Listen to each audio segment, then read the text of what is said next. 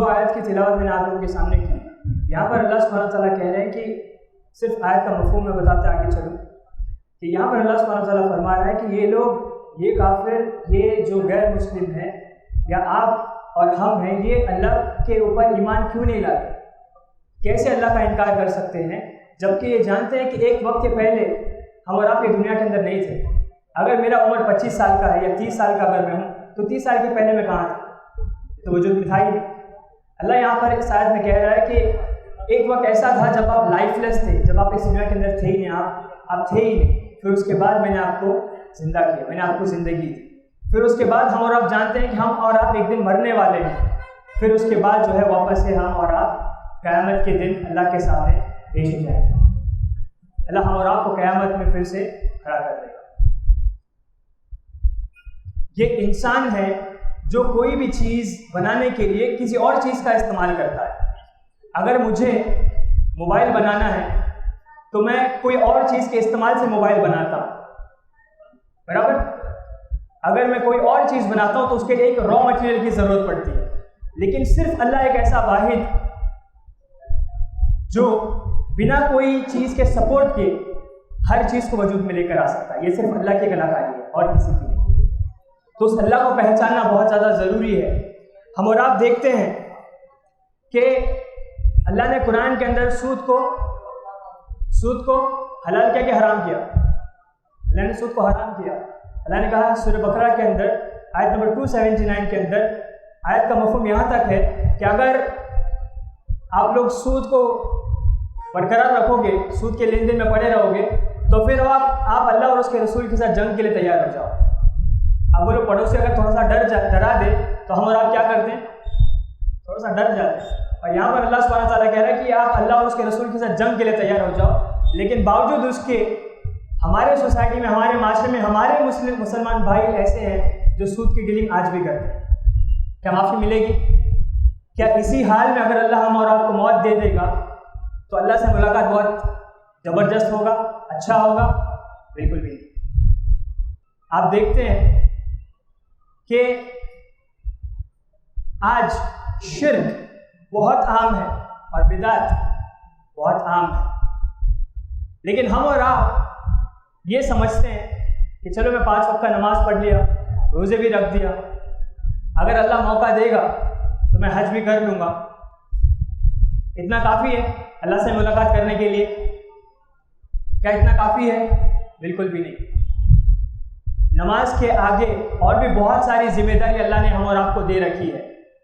اللہ نے حجاب کے بارے میں قرآن کے اندر بتایا۔ ہم اور آپ دیکھتے ہیں کہ حجاب جو ہے آج کا ایک برننگ ٹاپک ہے۔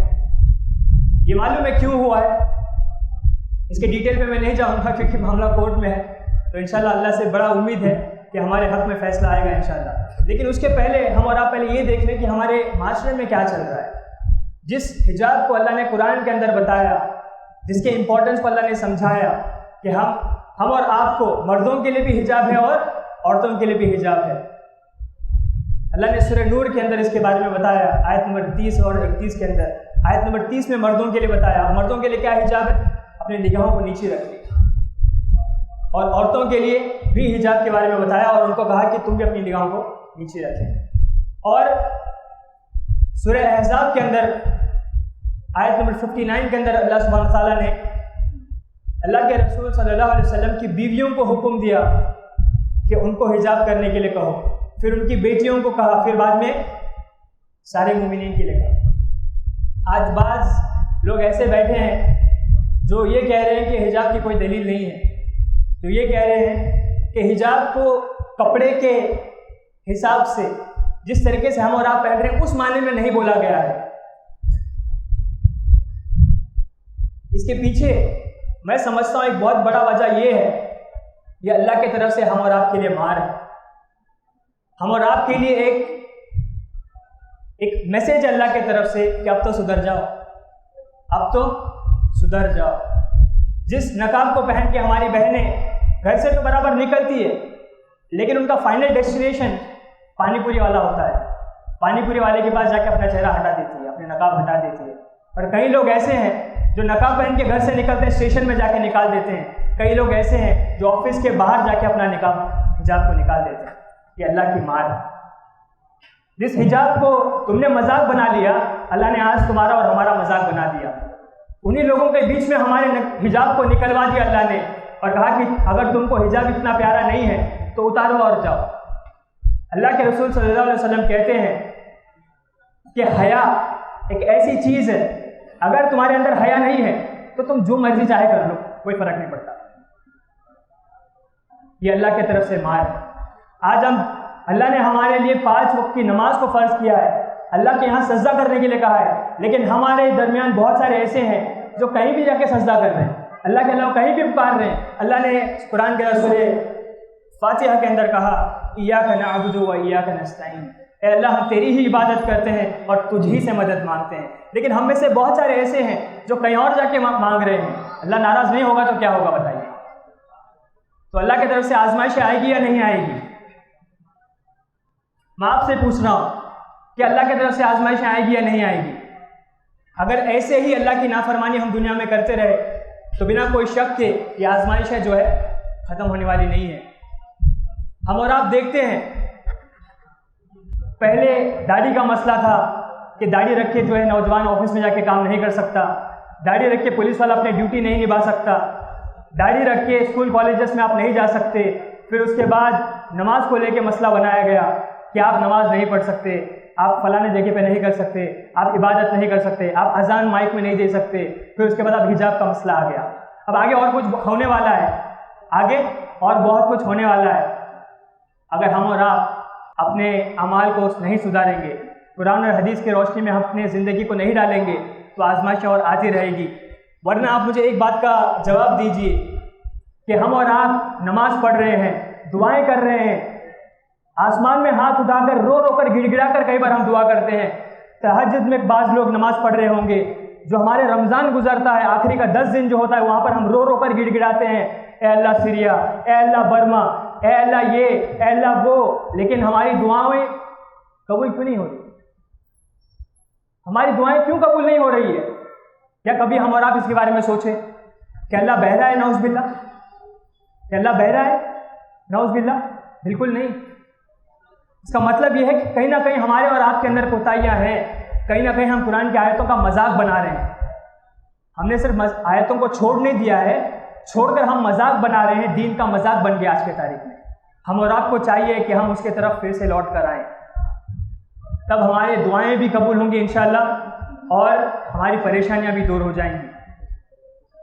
غیروں کے سامنے اور دعوت کا جو کام ہے، اللہ نے قرآن کے اندر سورہ مائدہ کے اندر ورس نمبر 67 میں اللہ نے کہا، اللہ کے رسول کو یہ پیغام ہے، اے رسول آپ پر جو نازل کی گئی ہے آپ وہ جا کے لوگوں کو، ہمارے طرف سے جو پیغام آیا آپ لوگوں کو پہنچا دو. اور اگر آپ ایسا نہیں کریں گے تو آپ نبی ہونے کا حق ادا نہیں کر رہے ہو. تو آپ نبی ہونے کا حق ادا نہیں کر رہے. یہ پیغام کس کو دیا گیا ہے؟ اللہ نے قرآن میں محمد رسول اللہ صلی اللہ علیہ وسلم کو کہا یہ بات، اگر نبی آیتوں کو لوگوں تک نہیں پہنچاتے تو نبی ہونے کا حق ادا نہیں کر رہے. آج ہم اور آپ بہترین امتی میں سے ہیں نا، ہے یا نہیں ہے؟ بنا کوئی شک ہم ہیں. تو ہم اور آپ بہترین امتی ہونے کا حق کیسا ادا کریں گے؟ کیونکہ ہم اور آپ دعوت کا کام نہیں کر رہے. ہم اور آپ دعوت کا کام نہیں کر رہے. ہم میں سے کتنے لوگ ایسے ہیں جس کو سورہ اخلاص کا ترجمہ بھی نہیں معلوم؟ ایسا کوئی ہے کیا؟ اگر نہیں ہے تو بہت بدترین بات ہے، بہت شرم والی بات ہے. ہم اور آپ کو کم سے کم سورہ اخلاص کا ترجمہ معلوم ہے. آج کہیں سارے ایسے غیر مسلم موجود ہیں جن کو اللہ کے بارے میں معلوم کرنا ہوتا ہے اور وہ کہتے ہیں کہ ہم کو دین بتاؤ، ہم اسلام قبول کریں گے. کہیں ایسے غیر مسلم ہیں. آپ میں سے مجھے بتائیے کہ ہم اور آپ کتنے ریڈی ہیں کہ کم سے کم وہ غیر مسلم کو سورہ اخلاص کا ترجمہ بتا دیں تاکہ وہ اللہ کے بارے میں صحیح علم اس کے پاس آ جائے. ہم اور آپ اس چیز میں بالکل فیل ہو گئے ہیں. جو میرا دوسرا پارٹ ہے، جو دوسرا حصہ ہے، وہ اللہ سے ملاقات. اللہ سے ملاقات کا سب سے پہلا حصہ کیا ہے؟ موت. کل نفس ذائقۃ الموت. اللہ نے سورہ آل عمران کے اندر کہا آیت نمبر 185 کے اندر کہ ہر جاندار چیز کو، ہر نفس کو موت چکھنا ہے. جب ہم اور آپ مر جائیں گے تو ہمیں کہاں لے کر جاتے ہیں؟ قبرستان. اور وہ پہلا حصہ ہے، وہ پہلا ڈیسٹینیشن اللہ سے ملاقات کرنے کے لیے. روح نکالنے کے ٹائم جو اچھا نفس ہے اس کو کوئی پریشانی نہیں ہے انشاءاللہ، اس کو خوشخبری دے دی جاتی ہے. لیکن جو دنیا بھر میں زندگی میں اپنے پوری نافرمانی کر کے جس نے بتایا اس کو بڑی پریشانی ہے. اس کو مار مار کر کوٹ کوٹ کر اس کا نفس کو کھینچا جائے گا اور اس کو بڑی پریشانی ہے وہاں پر. جب اس کو قبرستان کی طرف لے جاتے ہیں تو جو اچھا نفس ہے وہ کہے گا مجھے جلدی لے کر جاؤ، اور جو برا ہے وہ کہے گا مجھے واپس گھر پہ لے کے جاؤ، میری اس میں تیاری نہیں. آپ طے کرو کہ آپ کو کس میں سے جانا ہے، آپ کو کیسا بن کر جانا ہے. جب ہم اور آپ کو دفنا دیا جاتا ہے تو 3 سوال ہم اور آپ سے کی جاتی ہے. من ربک ہے، من نبیک ہے، ما دینک ہے. جس نے اپنی زندگی میں اللہ کے آیتوں کا مذاق بنایا، کیا وہ اس سوال کا جواب دے پائے گا؟ جس نے اللہ کے رسول صلی اللہ علیہ وسلم کی سنتوں کو صرف سنت ہے بول کر چھوڑ دیا، سنت ہی تو ہے یہ بول کر چھوڑ دیا، کیا وہ اس سوال کا جواب دے پائے گا؟ اور جس کا اسلام سے کوئی دور دور تک واسطہ نہیں، کیا وہ آخری سوال کا جواب دے پائے گا؟ ناکامیاب ہو جائے گا. اور یہاں سے اس کی پریشانی شروع ہو جاتی ہے. اور جو یہ سوال کو بڑے آسانی سے دے دیتا ہے، جواب دیتا ہے، وہ وہاں پر کامیاب ہو گیا. اس کو جنت دکھایا جاتا ہے اور کہا جاتا ہے کہ اللہ کی رحمت سے تم اس چیز سے بچ گئے، اور اس کو پھر جنت دکھایا جاتا ہے اور کہا جاتا ہے کہ تم یہیں پر جانے والے ہو، ابھی تم آرام سے سو جاؤ. اور وہی جو برا نفس ہے اس کو جنت دکھایا جائے گا اور کہا جائے گا کہ یہی وہ چیز ہے جس سے تم آج دور ہو، اور اس کے لیے جہنم کا دروازہ کھول دیا جائے. یہاں سے پریشانی شروع ہو گئی اس کی، اور آزمائش وہاں پر شروع ہو گئی اس کی. پھر اس کے بعد حدیثوں میں آتا ہے کہ سور پھونکی جائے گی. کتنی بار؟ کچھ عالم کہتے ہیں کہ 3 بار پھونکی جائے گی، اور کچھ کہتے ہیں 2 بار پھونکی جائے گی. میں اس بحث میں نہیں جانا چاہ رہا ہوں. جو پہلی بار جب سور پھونکی جائے گی تب انسان جو ہے ڈر کے مارے ایک دم ٹیریفائڈ ہو جائے گا. پھر جب دوبارہ پھونکی جائے گی تو انسان بے ہوش، اور پھر بعد میں وہاں پر انسان مر جائے گا. اور جب تیسری بار سور پھونکی جاتی ہے تب ہر نفس، ہر انسان جو اپنے اپنے قبر میں سے جا کر پہنچے گا اللہ کے سامنے، اللہ کے سامنے آمنے سامنے ہو جائے گی وہاں پر. اب ہم اصل ٹاپک کی طرف آ رہے ہیں. اور کہا جاتا ہے کہ ہر بار جب سور پھونکی جاتی ہے اس میں درمیان میں کچھ وقت ہوتا ہے، اور اللہ جو ہے بڑا زوردار بارش برسائے گا، اور ہمارا جو باڈی ہے وہ پورا ایک دم ڈیکے ہو جائے گا، پورا گل جائے گا. اور جو ریڑھ کی ہڈی ہے جس کو کوککس بولتے ہیں انگلش میں، وہ ہڈی سے ہر انسان کی پہچان وہاں پر کی جائے گی. اور جب ہم اللہ کے سامنے اس کے بیچ میں درمیان میں اور بھی بہت سارے مرحلے ہیں، کیونکہ ٹائم بہت کم ہے، میں شارٹ میں اس کو بولتے ہوئے آگے بڑھ رہا ہوں. جب اللہ کے سامنے ہم اور آپ کھڑے ہوں گے تو وہاں پر ہم سے 5 چیزوں کے بارے میں سوال کیا جائے. اور اللہ کے رسول محمد صلی اللہ علیہ وسلم کہتے ہیں کہ جب تک انسان ان 5 چیزوں کے بارے میں سوال نہیں کرے گا، نہ وہ 1 انچ آگے اور نہ 1 انچ پیچھے ہل پائے. اور وہ 5 سوالات کیا ہیں؟ کہ تم مال کہاں سے کمائیں اور کہاں پر خرچ کریں، تم نے اپنی پورا وقت کہاں پر بتایا، تم نے کتنا علم حاصل کیے اور اس پر عمل کتنا کیا، اپنی جوانی کہاں پر بتائی. آج ہم اور آپ اپنی جوانی کو کہیں اور ہی خرچ کر رہے ہیں. آج ہم اور آپ علم سے بہت دور ہیں. جب علم ہی نہیں ہوگا تو صحیح عمل کیسے ہوگا؟ اگر ہم جو وقت کے عالم ہیں، جن کو علم ہے قرآن اور حدیث کا، اسلام کا، اگر ہم ان سے اگر ہٹ کے رہیں گے تو صحیح علم کا پتہ کیسا چلے گا؟ اس کا خلاصہ کیسے ہوگا؟ ہم اپنی مرضی کا دن نہیں بنا سکتے نا. جس چیز پر اسٹیمپ لگا ہوا ہے اللہ کے رسول محمد صلی اللہ علیہ وسلم کا، وہی تو چلے گا. ہماری اور آپ کی منمانی تو نہیں چلے گی اس کے اندر. اور باقی کے جو مرحلے پول صراط اور باقی کی جو سٹیجز ہیں وہ پورا ختم کرنے کے بعد جو نفس جنت میں جانے کے لیے اللہ طے کرتا ہے، ان کو حکم ہوگا کہ ان کو جنت پر لے کر جائیں، اور جو نفس اللہ سمجھتا ہے کہ یہ لوگ جو ہے نافرمانی کے اور یہ اللہ کے رحمت کے قابل نہیں ہیں، ان کو حکم ہوگا کہ ان کو جہنم کی طرف لے کر جانا چاہیے۔ پھر اس کے بعد جو جہنمی ہوں گے وہ اللہ سے صرف ایک ہی چیز کی مانگ کریں گے، وہ معلوم ہے کیا ہے؟ وہ اللہ سے کہیں گے ہمیں بس تھوڑا سا وقت دے دو، پھر سے ہم کو لوٹا دو، ہم نیک عمل کر کے پھر سے لوٹیں گے۔ اس کے بارے میں سورہ مومنون کے اندر اللہ نے ذکر کیا ہے، آیت نمبر 99 اور آیت 100 کے اندر۔ اور جو نیک بندے ہوں گے، جو جنتی ہوں گے، ان کو ہر وہ چیز دی جائے گی۔ پھر بعد جیسے جنت کے اندر الگ الگ درجے ہیں، الگ درجات ہیں، الگ الگ سٹیجز ہیں، الگ الگ لیولز ہیں، سب سے ہائیسٹ لیولز پر انبیاء ہوں گے، سارے نبی ہوں گے، اور سب کے اعمال کے حساب سے ان کا جنت کا لیول اللہ طے کر کے ان کو بھیج دے گا۔ ایک پکار آئے گی وہاں سے، اللہ فرشتوں کو آواز لگائے گا اور کہے گا کہ میں ان سے ملنا چاہتا ہوں۔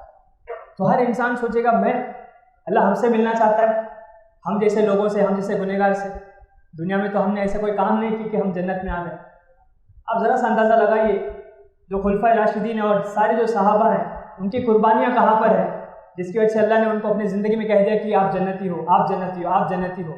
ان کو اللہ نے کہہ دیا کہ آپ جنتی ہیں، لیکن ہم اور آپ ایسا کیا کر دیے جس کی وجہ سے اللہ ہم کو اللہ کی رحمت سے جنت میں ڈالے گا؟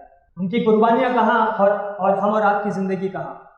تو انسان سوچے گا اللہ ہم سے ملنا چاہتا ہے، پھر اس کے بعد جو ہے اللہ ان سے کہے گا کہ آپ کو اور کیا چاہیے، آپ کو اور کیا چاہیے، آپ لوگوں کو اور کیا چاہیے؟ تو انسان سوچے گا یار اللہ سبحانہ تعالیٰ تم نے ہر چیز ہم کو دے دیا، جہنم کے عذاب سے بچا لیا، ہم کو تیرے رحمت سے جنت میں ڈال دیا، اور ہم کو کیا چاہیے؟ اور کچھ نہیں، سب کچھ ختم ہو گیا، اور اس سے بڑھ کر کچھ بھی نہیں چاہیے۔ اس کے بعد اللہ سبحانہ تعالیٰ جو سب سے جو سسپینس والا پارٹ ہے، جو ٹرننگ پوائنٹ ہے، وہ یہ ہے کہ اللہ سبحانہ تعالیٰ جو ہے اپنے چہرے کو جنتیوں کے سامنے لے کر آئے گا۔ اللہ کے رسول صلی اللہ علیہ وسلم اس کے بارے میں کہتے ہیں کہ اللہ جو ہے قیامت کے دن اپنے چہرے کو دکھائے گا، اور صحابہ پوچھتے ہیں اللہ کے رسول صلی اللہ علیہ وسلم کیا ہم اللہ کے چہرے کو ایک دم صاف دیکھ پائیں گے؟ تو اللہ کے رسول کہتے ہیں کہ جس طریقے سے آپ فل مون کو کلیئرلی دیکھ پاتے ہو، چودھویں کے چاند کو آپ دیکھ پاتے ہو، ٹھیک اسی طریقے سے آپ اللہ کو ایک دم صاف دیکھ پاؤ گے، اور دیکھنے میں کوئی پریشانی آپ کو نہیں آئے گی۔ اور جنت کے اندر جتنی بھی ساری چیزیں ہیں، ان سب سے بیسٹ آف دا بیسٹ چیز اگر کچھ ہے تو وہ یہ ہوگا کہ اللہ کا دیدار۔ اگر ہم اور آپ چاہتے ہیں کہ اللہ کا دیدار ہو، ہم جنت کے اندر جائیں، اور جو غیر مسلم ہیں، جو اللہ کی نافرمانی کر رہے ہیں، کفر کر رہے ہیں، اللہ کا انکار کر رہے ہیں، اور مسلمان میں سے بھی بہت سارے ایسے ہیں جو شرک کی طرف ہیں، بدعت کی طرف ہیں، اس کی کبھی معافی تو نہیں ہے، تو یہ لوگ جو ہے اللہ کو بالکل بھی دیکھ نہیں پائیں گے۔ بیچ میں ایک حجاب ہوگا، پھر سے ایک حجاب ہوگا کہ یہ لوگ جو ہے اللہ کو نہیں دیکھ پائیں گے۔ اللہ نے سورہ زلزلہ کے اندر فرمایا، آیت نمبر آخری کی 2 آیتوں کے اندر، فَمَن يَعْمَلْ مِثْقَالَ ذَرَّةٍ خَيْرًا يَرَهُ وَمَن يَعْمَلْ مِثْقَالَ ذَرَّةٍ شَرًّا يَرَهُ، کہ آپ اگر رائے کے دانے کے برابر بھی اگر نیکی کرتے ہیں تو اس کا اجر آپ پائیں گے، اور اگر آپ رائے کے دانے کے برابر بھی اگر گناہ کرتے ہیں تو اس کا بھی آپ کو حساب بالکل ملے گا، اور اللہ جو ہے کسی کے ساتھ ناانصافی اس دن ذرا سا بھی نہیں کرے گا۔ تو ہم اور آپ کو اپنے زندگی کا مقصد سمجھنا ہے، زندگی کے مقصد کے حساب سے اپنے زندگی کو سدھارنا ہے۔ اور اللہ نے ہم اور آپ کو پیدا کیوں کیا ہے؟ یہ سوال آپ سے ہے، ہم کو پیدا کرنے کے پیچھے کا مقصد کیا ہے؟ یہ سوال آپ لوگوں سے ہے، کیا مقصد سے اللہ نے ہم اور آپ کو بنایا؟ عبادت کے لیے۔ کیا انسان 24 گھنٹے عبادت کر سکتا ہے؟ کیا 24 گھنٹے عبادت کر سکتا ہے انسان؟ بولو بھائی، کیا پاسبل ہے 24 گھنٹہ؟ جو مقصد سے اللہ نے ہم اور آپ کو بنایا ہے عبادت کے لیے بنایا ہے، اور اگر ہم عبادت نہیں کر رہے ہیں 24 گھنٹہ تو ہم کامیاب ہوں گے کہ ناکامیاب ہوں گے؟ اوکے، ایک بات بتائیں، سونا عبادت ہے کہ نہیں ہے؟ سونا بھی عبادت ہے۔ تو خلاصہ یہ ہے کہ جو چیز اللہ نے اپروو کر دیا وہ عبادت ہے، جو آپ شریعت کے دائرے میں رہ کے کریں گے ہر وہ چیز عبادت ہے، اور جو چیز سے آپ کو روکنے کے لیے کہا گیا ہے اگر آپ اسے رک جائیں گے یہ بھی عبادت ہے۔ ٹھیک ہے، تو اسی کے ساتھ میں اپنی بات ختم کرتا ہوں۔ الحمد للہ رب العالمین۔ السلام علیکم ورحمۃ اللہ وبرکاتہ۔